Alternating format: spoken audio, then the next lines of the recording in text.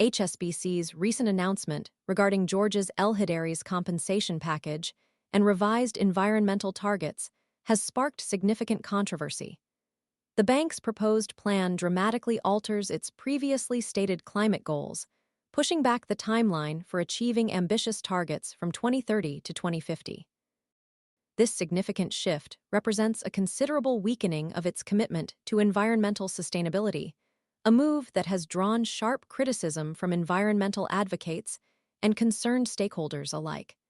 The revised timeline casts doubt on the bank's genuine dedication to combating climate change, raising concerns about the sincerity of its previous public pronouncements. Central to the controversy is Elhedery's lucrative new compensation package, which includes a long-term incentive plan, LTI, potentially worth up to £9 million, a staggering 600% of his base salary. This LTI, combined with other elements of the proposed package, could see Elhedery earning an annual total of up to £15 million, a 43% increase compared to his current potential maximum earnings of £10. 5. The sheer magnitude of this compensation, coupled with the simultaneous weakening of environmental targets, has fueled accusations of prioritizing short-term financial gains over long-term environmental responsibility.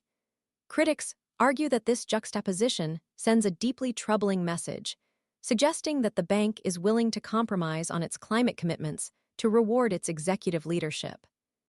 This decision comes against a backdrop of a growing global climate backlash, most notably evidenced by the recent retreat of several major U.S. banks from the UN-sponsored Net Zero Banking Alliance, NZBA.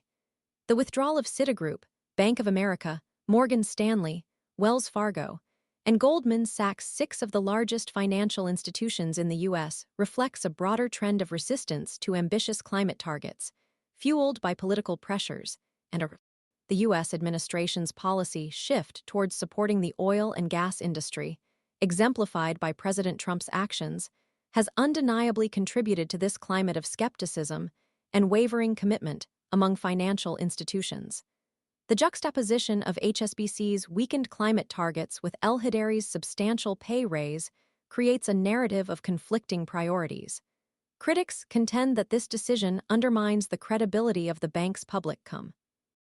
The extended timeline for achieving environmental goals, alongside the significant financial incentives for the CEO, suggests a prioritization of short-term financial performance over long-term environmental responsibility, raising concerns about the bank's true commitment to tackling climate change and potentially setting a detrimental precedent for other financial institutions.